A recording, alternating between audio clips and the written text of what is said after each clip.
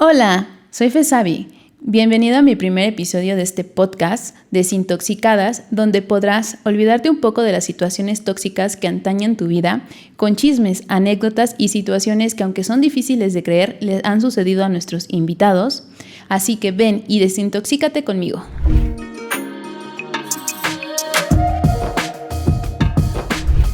Hola, hoy nos encontramos con una persona que nos va a hablar de la trata infantil.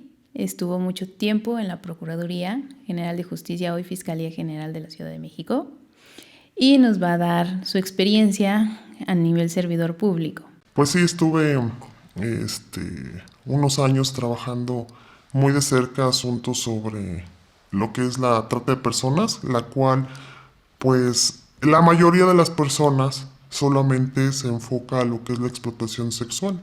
Pero en realidad el delito de trata de personas en nuestra legislación tiene muchas modalidades como la explotación sexual, la pornografía, infantil, la mendicidad, la adopción ilegal, el tráfico de órganos.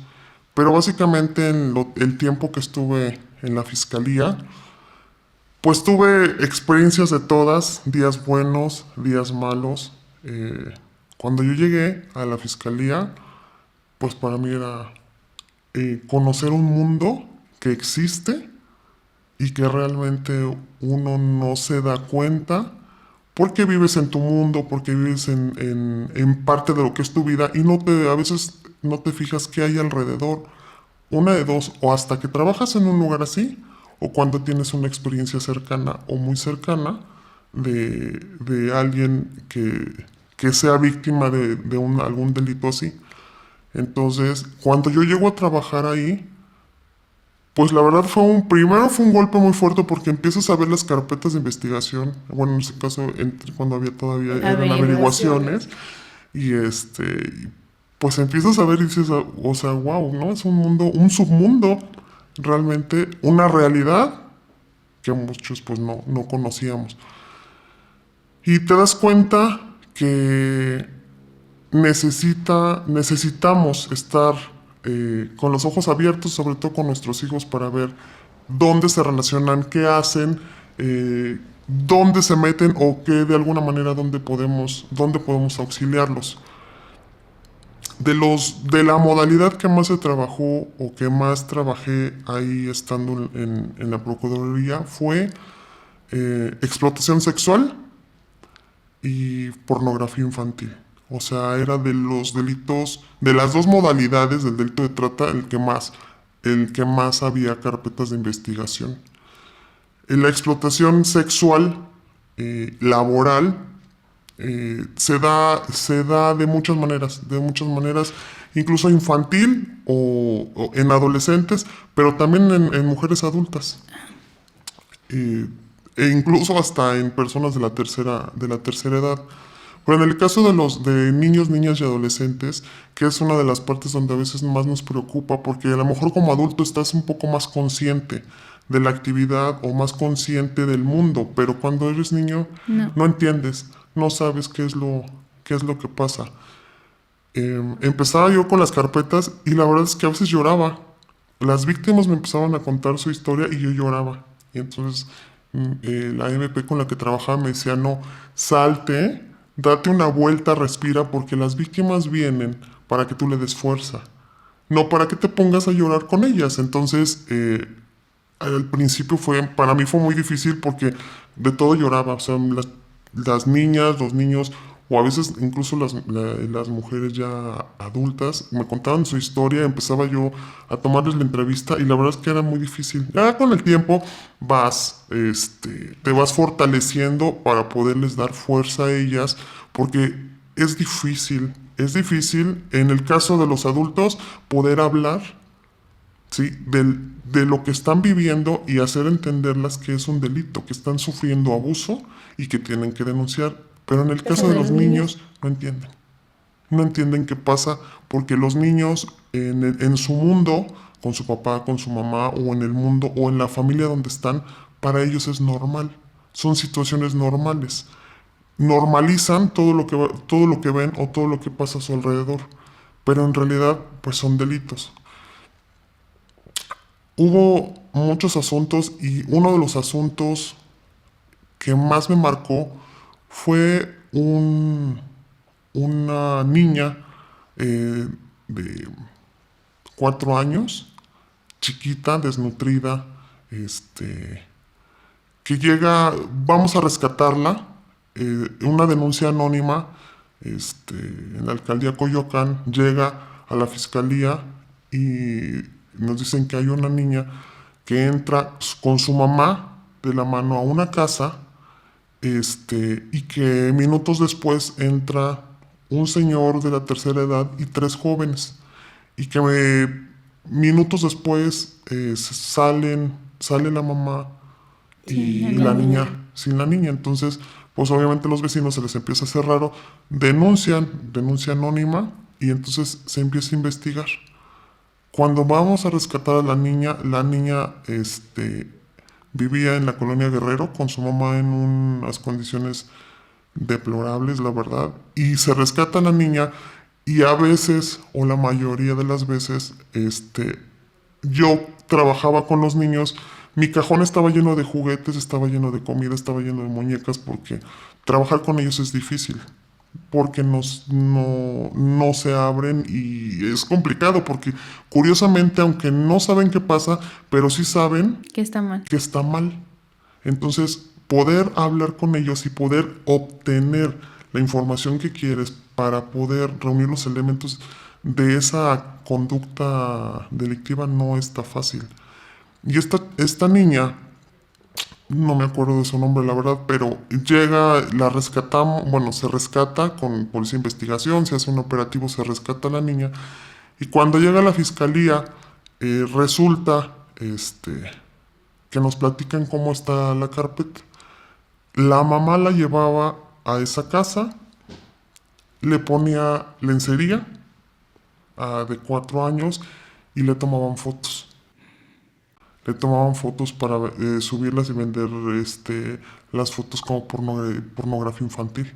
Y la mamá estaba ahí junto a la niña, para que pudieran ellos tomarle. Para que subiera la confianza. Aparentemente tomándole fotos, pero en realidad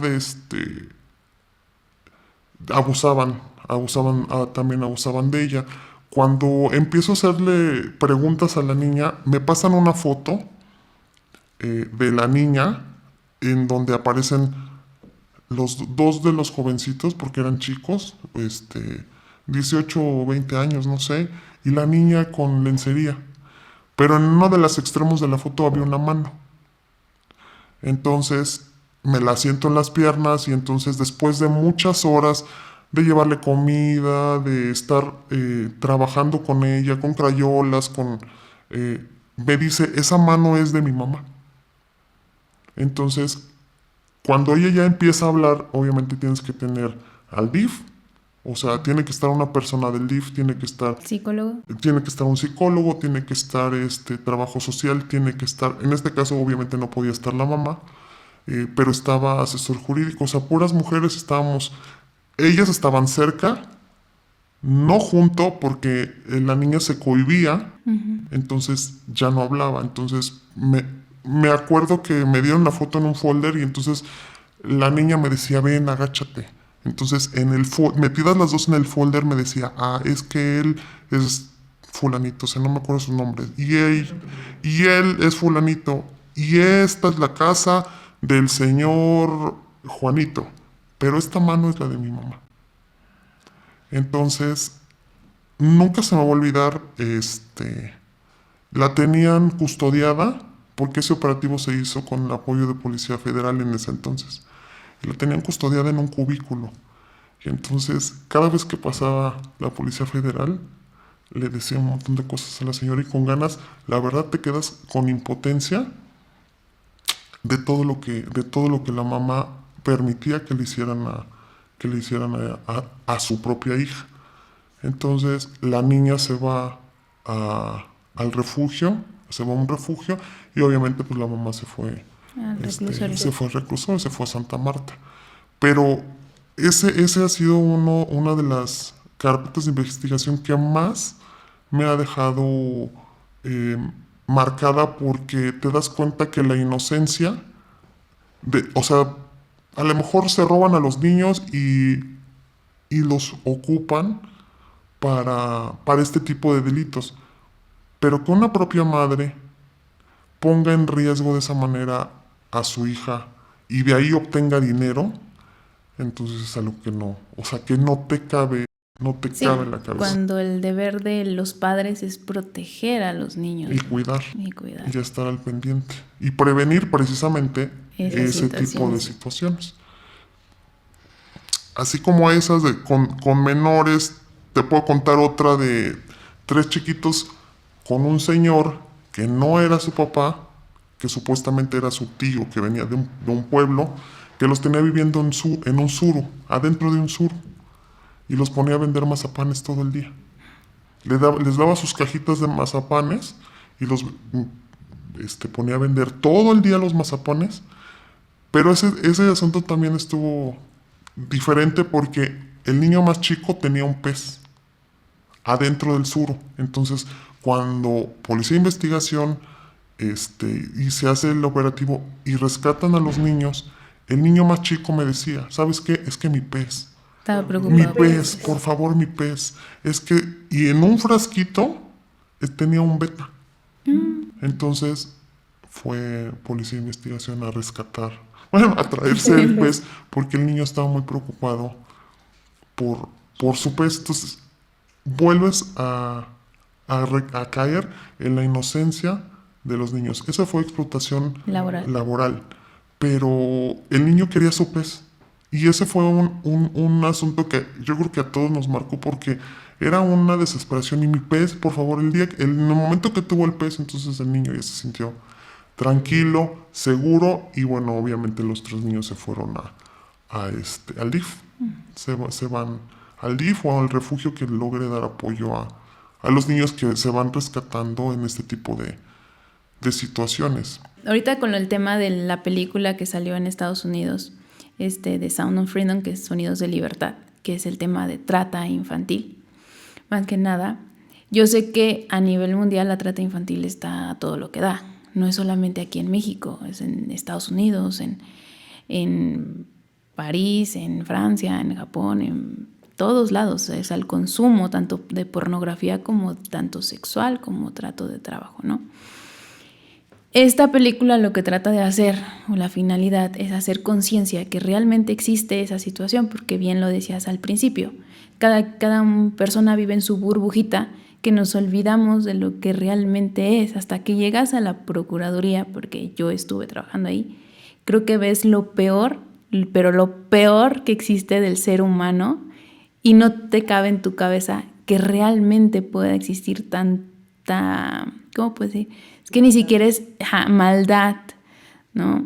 Y entonces, como que te quieres hacer consciente, no quieres perder tu bondad, pero tienes que luchar contra la maldad y es una situación de guerra que supongo que a ti te llegó a pasar, ¿no? Que no, que no te quieres proyectar tanto, no quieres perder la bondad y quieres ser tanto objetivo, pero tienes que también proteger a los que vienen a pedirte ayuda, ¿no? Y en este caso la trata infantil creo que es algo que deberíamos de tener todas las personas, ser conscientes, proteger a los menores, ¿no? Tendrás, no sé, en alguno de los años que duraste ahí en la Procuraduría, una situación en la que te haya causado así, pero súper impotencia. Yo sé de policías de investigación que a veces se golpeaban a los imputados, ¿no? De bajita la mano porque era de abuso sexual, pero con un niño. O sea, yo me acuerdo que había un policía que me platicó que sí se golpeó al imputado, así bajito la mano, pero porque ese imputado era ¿cómo se llaman? Un serial sexual de menores y ya había violado a niñas chiquitas. Entonces cuando lo agarraron, se lo dio, ¿no? Normalmente. Y yo dije, está bien, pero esa es la impotencia que llega a suceder con las personas, ¿no? Entonces yo creo que en tu caso tú estuviste de esa manera muchas veces. Así es.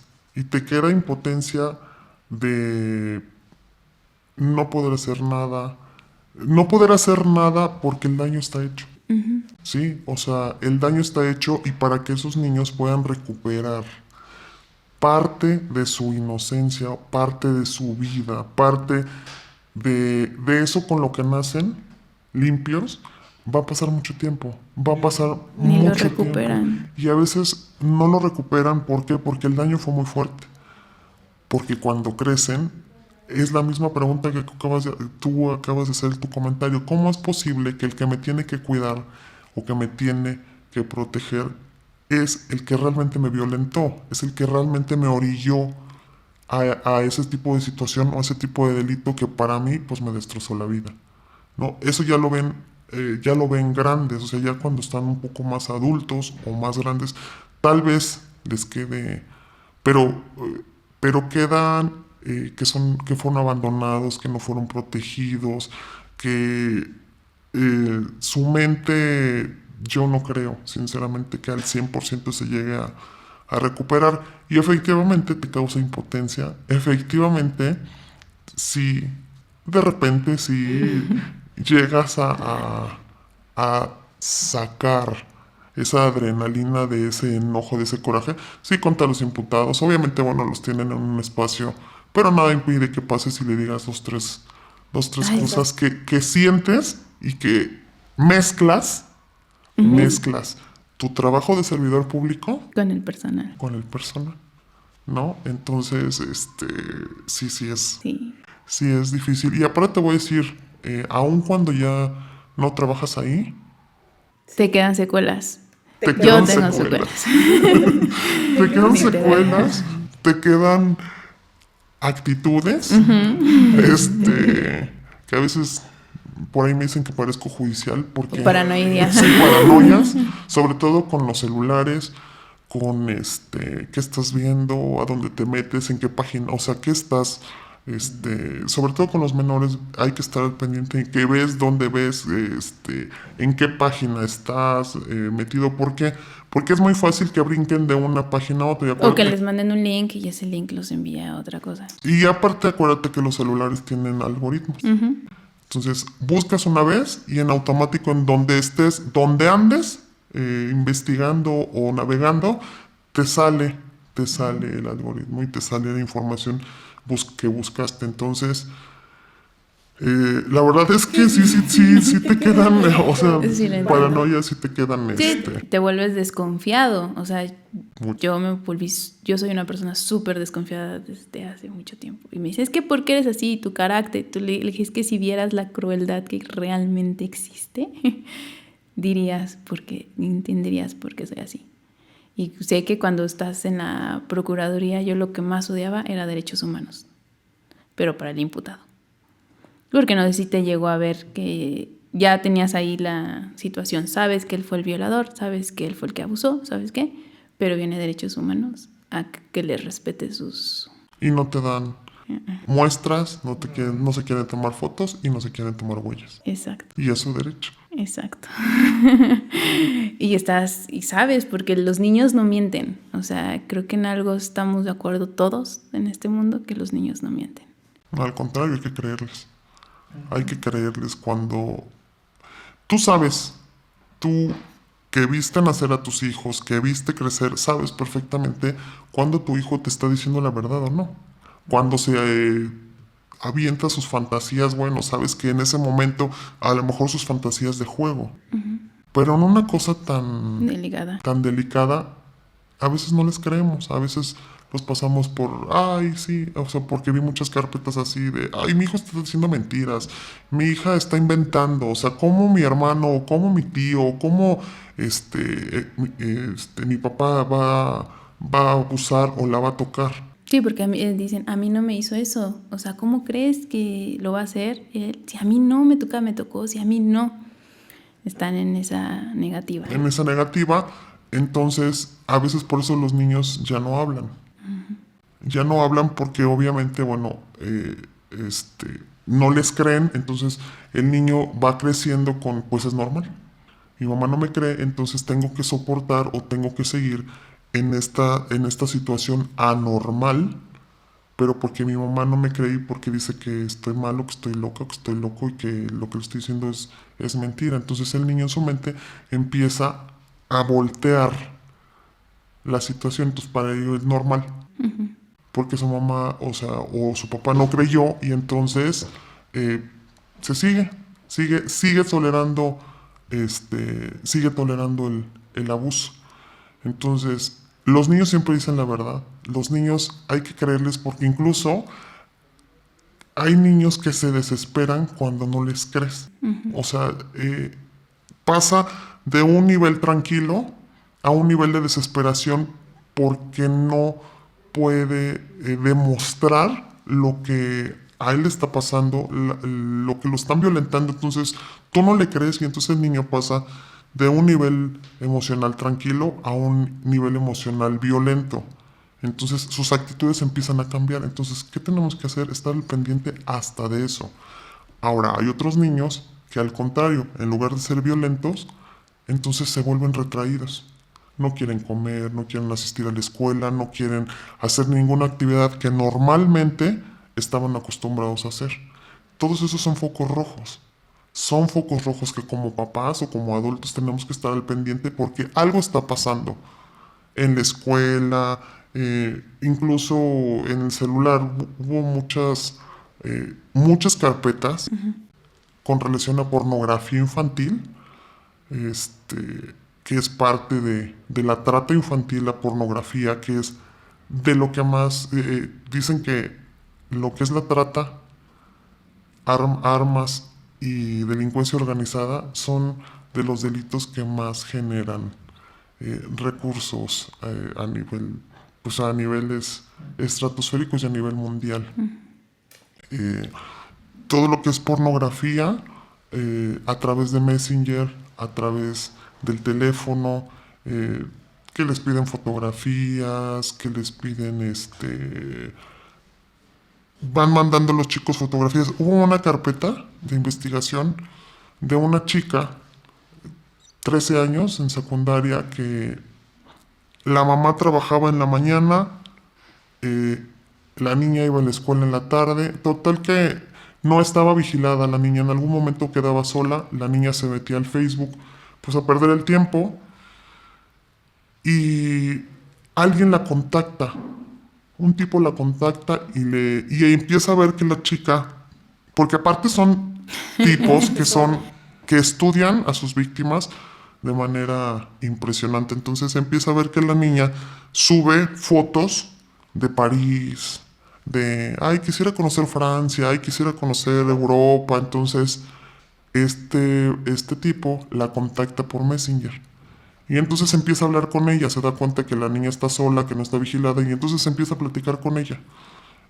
No, tú estás muy bonita, te mereces lo mejor. Entonces la niña, al no tener atención en su casa, entonces empieza a sentirse cómoda con esa plática. Y al pasar de 2 meses, él le manda unos boletos de avión, o la foto de unos boletos de avión a París. Entonces la niña dice, wow, entonces nos vamos a ir a París y yo te voy a llevar porque te mereces lo mejor. Y entonces se quedan de ver, la niña le dice, yo voy a la escuela, en la secundaria entro a las 2 de la tarde y estoy en tal secundaria. Entonces las cámaras se ven como un carro gris, la niña se sube a un carro gris, pero la cámara ya no alcanza a ver el número de placas y se pierde del C5, se pierde.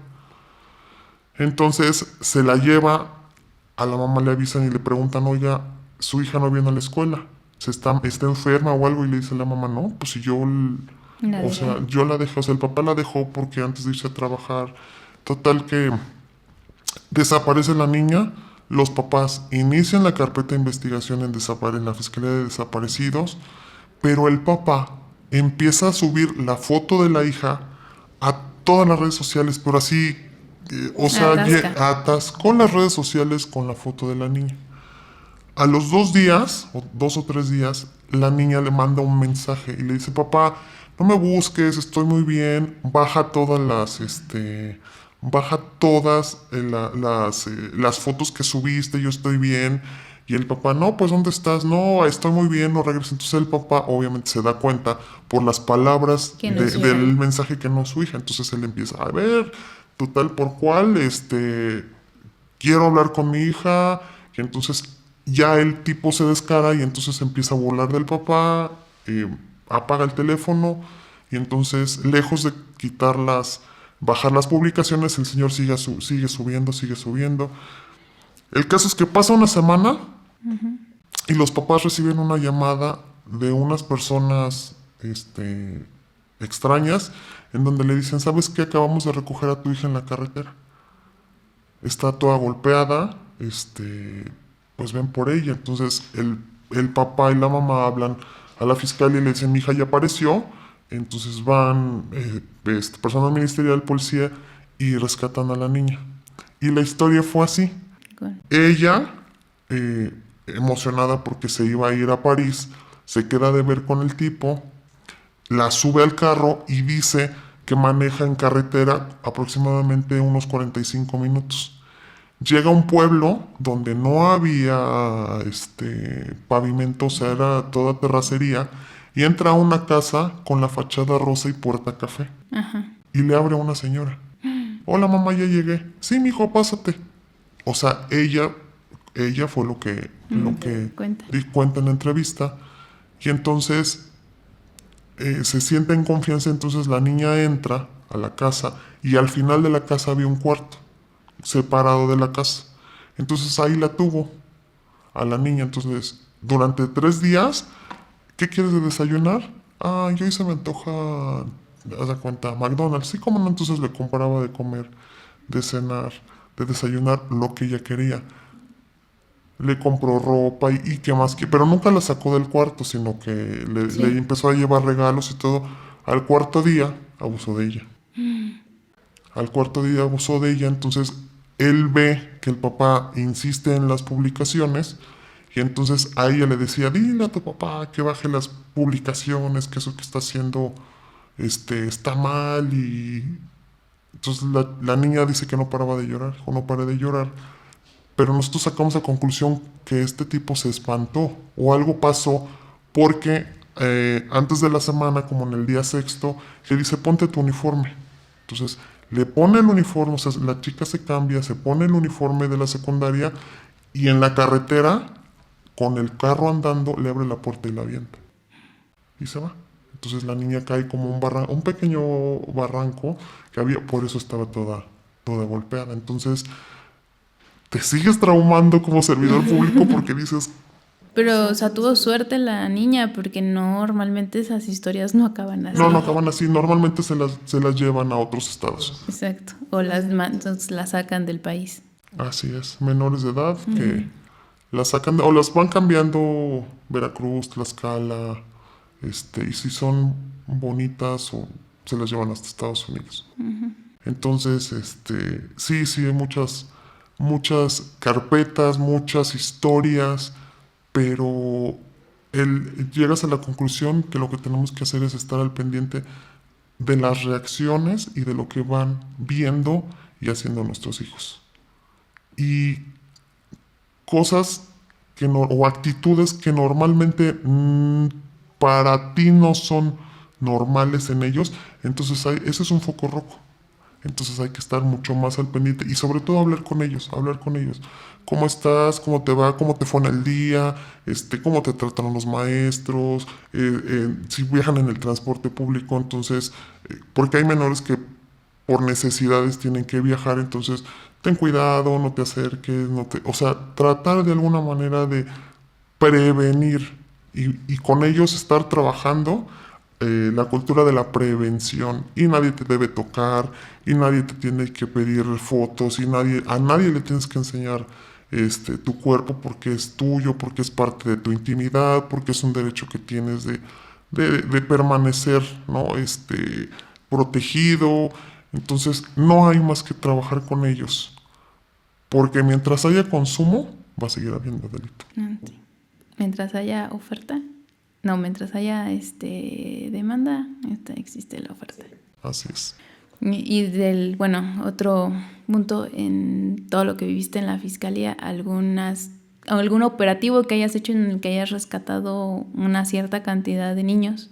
Así como rescatar niños, así tantos niños, no. ¿No? O sea, sí se rescataban niños por denuncias anónimas. Por ejemplo, hubo otros que los ponían a trabajar y estaban todos llenos de piojitos, sucios. Entonces, eh, y esos, te digo, se rescatan y se llevan al DIF o a algún refugio. Pero así que se hayan rescatado más de 10 o 12 niños, no. Más bien, cuando se hacían los operativos en los bares o en los antros o de prostitución, de explotación sexual, lo primero que se buscaban eran menores de edad. ¿Y si Mujeres existían? menores. Sí, en muchos sí había menores de edad. Les consiguen documentos con identificaciones falsas para que pasen por mayores de edad, pero en realidad cuando los pasas al médico, al perito médico, entonces ellos por los dientes, las peritos por los dientes, por el desarrollo que dicen, ella es menor de edad. Entonces sí se rescataron muchas niñas menores de edad. ¿Y cómo llegaban esas niñas? O sea, ¿ellas contaban de cómo habían llegado a esos lugares? Ellas cómo llegan a esos lugares, porque se van dando cuenta que en su casa hay muchas necesidades económicas. Entonces no falta la amiga mayor de edad, entonces que la invita y que le dice, ay, estás muy bonita y puedes ganar dinero para ayudar a tu familia, y entonces lo único que tienes que hacer es ser mesera. Empiezan por decirles, vas a ser mesera. Entonces las niñas empiezan siendo meseras. Pero después de ser meseras, entonces te dicen, ay, bueno, es que hay que sentarse con el cliente. Y te van a dar 200 pesos, 300 pesos. Y entonces así van subiendo de nivel. Pero como los que son tratantes, como a veces como las obligan, voy a matar a tu familia, ya sé dónde vives. Sí, ya sé cómo se llama tu mamá, cómo se llama tu papá, que tienes un hermano. Entonces, si no haces lo que yo te digo, entonces los voy a matar. Un menor de edad no tiene todavía la sensibilidad ni el sentido común para decir, este tipo está loco y a mi familia no le va a hacer nada, y entonces voy a ir con mi mamá y le voy a decir, mamá, fíjate que trabajo de mesera, y entonces, o sea, no lo van a hacer, porque el miedo va a ser más fuerte que el valor que ellas puedan tener para poder exteriorizar en qué están metidas. Entonces, ese es el problema. Entonces, ¿cómo las van jalando así? Entonces les van dando dinero y le compran un perfume, les compran algo, entonces se van endeudando de tal manera que tienen que seguir trabajando para el que les compró los regalos para poderle pagar. Entonces es una cadena que no termina. Y así también hay muchas menores de edad que traen extranjeras. Las extranjeras es más difícil porque como se las traen acá, Les quitan los pasaportes, les quitan los papeles, entonces no se pueden mover. y tienen miedo porque están en un lugar nuevo y no saben a quién le piden ayuda. Es correcto. Sí he escuchado, bueno, sí vi también, a pesar de que estaba en otra fiscalía, sí vi operativos, más que nada. Fuertes. Hubo uno que escuché que fue creo que en la Condesa o en la Nápoles, de extranjeras. No me acuerdo en cuál de esos dos lugares. En la Condesa, en la Nápoles, en Tepito, en Tláhuac, normalmente las extranjeras están en lugares más nice, más sofisticados, donde hay gente que tiene posibilidades económicas para poder consumir, ¿no? Ese tipo de prostitución, de trata. Pero, y las que son menores, por ejemplo, hay muchas que están en la Merced, que ahí es porque verdaderamente tienen necesidad de sacar a su familia, a sus papás, o incluso hay muchas que ya tienen hijos, que son chicas que tienen hijos, que no tienen estudios, que por su ignorancia, pues es lo que se les hace más fácil. Y es lo triste porque sabes que de ahí no van a salir. Y si llegaron a tener operativos ahí en la Merced y que les dijeran ellas, es que yo sí estoy consciente de esto y sí es lo que yo quiero. Sí. Y es lo que tengo para salir adelante. Y por ejemplo, en alguna ocasión les dices, oye, es que mira, estás muy pequeña, vete al refugio, ahí te van a dar estudios, te van a dar un techo, te van a dar comida, y se ríen. Dicen, no, pues es que no, yo lo que necesito es trabajar porque necesito llevar dinero a mi casa. Y te parte el corazón. Sí. Te parte el corazón porque dices, caray, o sea, y aparte va arrastrando hijos. Entonces, a veces esos hijos, pues van a crecer igual que su mamá. Sí, porque lo que ven es de lo que aprenden. Es de lo que aprenden. Entonces, te parte el corazón porque no puedes hacer nada. Quisieras rescatar a todo mundo, quisieras tener dinero para que la gente pudiera cambiar su vida o los niños pudieran cambiar su vida. O hay mucha gente que no puede tener hijos, ¿no? Y entonces ves cómo los niños los maltratan en los semáforos, ves que están pidiendo y que se te acercan y te piden una moneda. Sí. Y a veces les ofreces comida y te dicen que no, que quieren una moneda. ¿Por qué? Pues porque obviamente tienen que llevar una cuenta. O sea, una cuenta me refiero, tienen que pagar. El adulto tiene que pagar. Entonces ocupan a los niños, explotan a los niños. El lado sentimental del humano, del que venimos manejando, del que vamos pasando para obtener dinero. Pero en realidad tú les dices, ven, te invito un pan, o te dicen, no, gracias, yo quiero una moneda, dame 10 pesos. ¿No? Entonces, ¿qué aprenden? Pues lo mismo, o sea que sin esfuerzo pueden obtener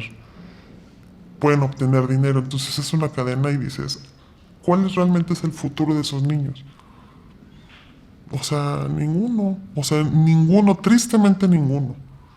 Entonces, eso es como sociedad lo que de repente nos debería de doler un poquito.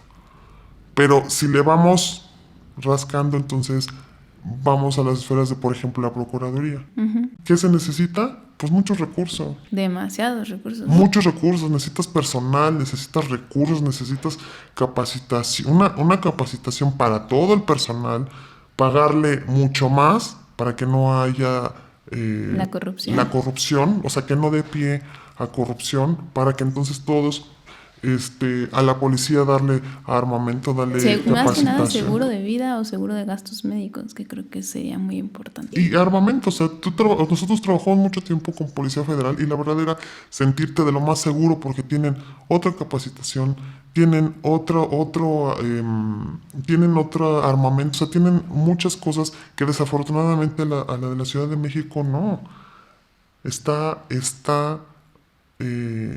descuidado, o sea, necesitan muchos recursos, necesitas recursos para el DIF, necesitas recursos para los refugios, o sea, necesitas mucho dinero, o sea, muchos recursos para poder lograr que esos niños les puedas cambiar su futuro. Entonces, ahí es cuando dices, ay, no puedo hacer nada. Pues haces lo mejor que puedes siendo servidor trabajo. público. Tu trabajo hasta donde más puedes, pero si te queda siempre, Sí. no ¿qué se puede hacer? No puedo hacer nada. Si uno quisiera hacer muchas cosas. Muchas, ¿no? Y dijeras, ay, si yo fuera, no, fiscal, si yo fuera presidente, pues no, ni eres fiscal ni eres presidente, entonces tienes que hacer tu trabajo con lo que tienes. Pero esa es una parte como servidor público, pero en tu casa, entonces De pueblo es más paranoico, crazy, loco. Totalmente. Totalmente. Sí, o sea, yo lo veo porque yo tengo una menor y desde que nació le compré su correa, aunque muchos me critican, pero prefiero tenerla amarradita cuando salimos a la calle, independientemente, la tengo agarrada de la manita, entonces, porque hay muchas historias en que uno llega, corren, te la arrancan y se van corriendo, ¿no? Yo creo que llegaron a ver esas historias. Sí, muchas veces.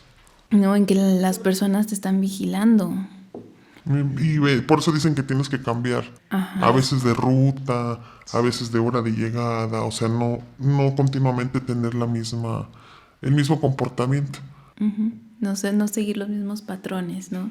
Yo también las eran unas mochilitas Mochilitas. con changuitos o perritos que traen la correa. Entonces yo también las traía con correa. Sí, ahorita yo conseguí en Amazon una de correa de acero inoxidable con plástico bien reforzado que utilizan los alpinistas y las, ¿cómo se llama? Las correas así de alpinista que si llegan y te lo quieren cortar, no se corta. ¿no? Y todo el mundo, si me han criticado a mí, es que ¿por qué la traes así? Parece perro. Y le dije, prefiero que parezca perro. Aquí ahorita, o sea, yo estoy chiquita. Dije, si llego a salir sola con ella porque soy mamá soltera, que no vayan a agarrar y me vayan a aventar, por lo menos voy a dar pelea, ¿no? Sí, claro. Porque yo sé que si se la llevan, no la voy a volver a ver. O sea, sé la realidad de la situación, ¿no? Por eso digo que fue afortunado la mamá y el papá de haber recuperado a su hija después de una semana. O sea, fueron súper afortunados ante la situación, porque no los recuperas ya. Muy difícil. Muy difícil. La trata es un estado a otro, el país, o si la niña generó comportamientos no adecuados dentro de ella, las matan. Las matan. Sí, exactamente. Y eso es la realidad. Y de las que poco nos enteramos. Uh-huh. O sea, de las que salen en las noticias, de las que realmente son o se hacen virales, Uh-huh. se hacen noticias, o sea, eso sí te enteras. Porque aparte, bueno, cierran calles, o sea, causan revuelo, pero las que no. Exacto. Las que a lo mejor ni siquiera nunca encuentran el cadáver porque lo tienen en un barranco, porque lo tienen en la carretera, o sea, realmente, ¿cuántas desaparecen? Muchísimos. Uh-huh. Hombres y mujeres, niños y niñas, o sea, desaparecen.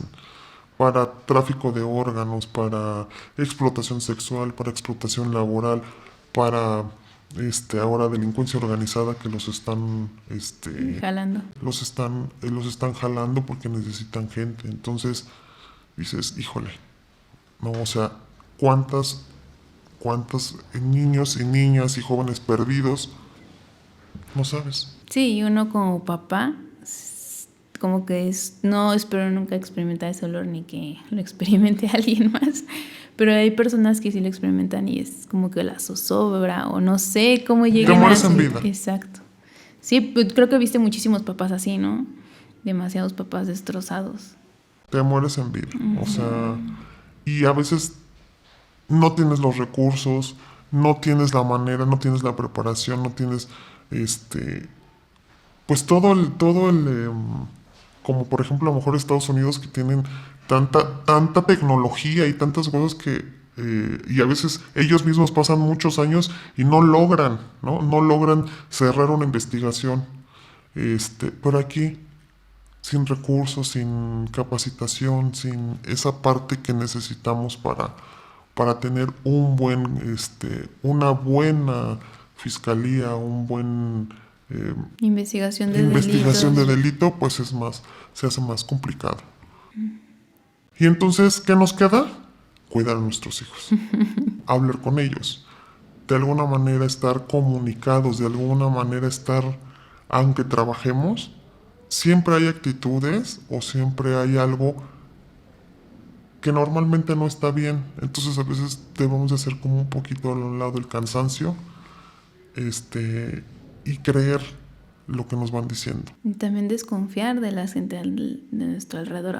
Yo creo que aunque sean tus familiares, debes de tener un poquito de desconfianza en el tema del menor. No, yo creo, porque a veces llega a suceder, bueno, más bien sucede, que son los padres biológicos o la familia biológica la que llega a abusar del menor, ¿no? Porque los tienen a la mano. Uh-huh. Porque es lo más fácil. O sea, porque están ahí. Son los que los cuidan, los que están al pendiente. Entonces, a veces el alcohol o a veces ya que traen alguna enfermedad, alguna perversión ahí extraña. Entonces, la mayoría o el porcentaje más alto de los violadores o de los abusadores son los que están cerca.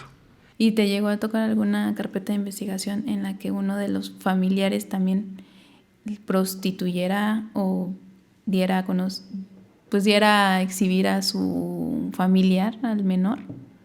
Pues te digo, la de la niña de 4 años fue muy fuerte, ese asunto sí fue muy, muy fuerte. Y bueno, alguna otra sí, que me tocara en este momento no recuerdo, pero te puedo asegurar que sí, a lo mejor en alguna otra unidad de investigación sí la tuvieron. Y te causa indignación. Sí. te causa enojo, te causa que se refunda, ¿no? Que no salga, que... ¿no? Dice, préstamela tantito y ahorita yo le enseño. Sí, cómo no. Sí, cómo Así no. es. Para finalizar, ¿qué podrías, aparte de recomendarle a los papás? O sea, sé que no somos padres perfectos porque los niños no vienen con un manual cuando nacen. Y este capítulo va enfocado a que los papás sean conscientes que existe la trata infantil, que existe riesgos que pueden marcar para siempre a nuestros hijos, ¿no? O sea, no decir, ay, no, es que tengo que trabajar, es que tengo que hacer esto. Sí, se entiende, pero también tienes que darte cuenta a quién le vas a dejar a tu hijo y su cuidado, porque para ti es lo que decimos, ¿no? El papá está para cuidar, para proteger, para velar, ¿no? Entonces, a pesar de que existe mucha maldad en el mundo y hay personas externas que no son familiares, poder tratar de protegerlos y evitar, ¿no? Evitar que ellos sufran alguna situación y hacerlos conscientes de que sí, hijo, estás en un mundo que no es de color de rosa, pero trata de cuidarte, ¿no? Entonces, ¿qué podrías decirle a los papás para que puedan proteger a sus hijos a pesar de que estén trabajando? Pues yo creo que más que tratar de tenerlos en una burbuja, porque en algún momento van a salir a la realidad. Y es cuando chocan. Y es cuando chocan y entonces el niño se espanta y cualquier persona con intenciones de maldad, entonces hace, abusa de ellos. Entonces hay que trabajar con ellos mucho. Hay que trabajar tienes que protegerte, que no hables con extraños, estar vigilando qué están viendo en el celular, de preferencia. Darles el celular de tal manera que estés como cerca de ellos o así como que eches un ojito que están viendo, es que lo quiero para una tarea, ok, entonces tómalo para una tarea porque ahora, bueno, casi todo es a través de internet, entonces estar vigilando, que se duerman temprano, que no estén con el celular a las 12 de la noche porque tú ya estás dormido y ellos siguen navegando, entonces estar solo al pendiente de sus actitudes, estar al pendiente de qué están viendo, dónde navegan y sobre todo con ellos reforzarles la autoestima, ¿sí? Su autoestima y su protección, o sea, su autoprotección contra ese tipo de cosas, aunque tú digas, yo lo llevo, yo lo recojo, sí, pero ese lapso que tú pasas lejos de él en la escuela, siempre hay alguien más grande, siempre hay alguien que le puede meter ideas o que puede lastimarlo. Entonces decirle, no, a ver, aquí tú vales mucho, tu cuerpo es tuyo, nadie te lo tiene que tocar, nadie te tiene que ver, no tienes por qué mandar fotos. Esa intimidad es parte de ti. Entonces, estarlos reforzando continuamente, ¿sí? De que ellos son seres, o sea, que valen y que nadie los debe de dañar. Yo creo que eso, continuamente recordándolo, que después te digan, ya eso me lo dijiste, no importa, es como protección, como protección personal. Mientras un niño sea seguro, seguro de sí mismo, entonces va a tener la confianza para acercarte y decir, ¿sabes qué? Me pasó esto. Y cuando te lo digan, escucha. Y cree. Y cree. No importa que sea algo descabellado. Sí, investiga. Y luego, más que nada, ya para finalizar, los adolescentes. Es un tema muy difícil. Normalmente no quieren escuchar. Exactamente. Yo creo que no he llegado a esa situación todavía de adolescencia, pero he estado hablando con amigos psicólogos y dicen que lo mejor que puedes hacer con un adolescente es decirle la verdad de las cosas. Decirle que realmente existe la pornografía, que realmente existe personas que los puedan dañar y que realmente existe lo que es la trata infantil, ¿no? Y que es la mejor manera de protegerlos. Porque si tú los encapsulas y les haces, no, es que eso no existe, es que eso no, y los mantienes en la burbujita, cuando llega una persona externa y le empieza a meter ideas, no sabe identificar perfectamente lo que va a suceder. Entonces los pones vulnerables. Eso fue lo que me dijeron. Yo dije, bueno, es correcto. Yo creo que es lo mejor que uno puede hacer como papá. Ya creo que ya los tabús hay que dejarlos y hay que proteger a los niños. Precisamente eso fue lo que le sucedió a la niñita que me contaste, que pues sus papás no estaban al pendiente. Sus papás le hubieran dicho, oye, ¿sabes qué? un señor que te hable de esa edad es porque no quiere nada bueno de ti. Nadie te va a llevar de viaje sin nada a cambio. Y aparte eres menor de edad, no puedes salir del país sin permiso de tus papás, ¿no? Exacto. Expresarle lo que realmente... Y ya cuando el señor le hubiera mandado las fotos, dice, no puedo salir porque no tengo permiso de mis papás. ¿Vas a venir a pedirle permiso a mis papás? Eso hubiera sido algo lógico, ¿no? Y ahí se corta. Y él ya no vuelve a aparecer. Exactamente. Porque ella ya sabe esa situación. Pero proteger de esa manera a nuestros hijos, porque la trata infantil es una situación muy triste e impotente para la autoridad. Y que rompe vidas. Exactamente. Del adolescente, del menor y de la familia. Exacto. Bueno, pues muchísimas gracias. Al contrario, gracias a ti. Te por la agradezco invitación. que hayas estado aquí con nosotros, que nos hayas nutrido de este tema que es muy polémico, muy... No sé, son muchas cosas. Es difícil. Sí, exactamente. Y más cuando lo vives también como autoridad. Así es. Y cuando ves que te faltan recursos para poder ayudar a todos. Exactamente. Muchas gracias por acompañarnos. Espero que les guste este capítulo. Ya saben, suscríbanse, denle like y campanita para que puedan ver los más videos. Bye.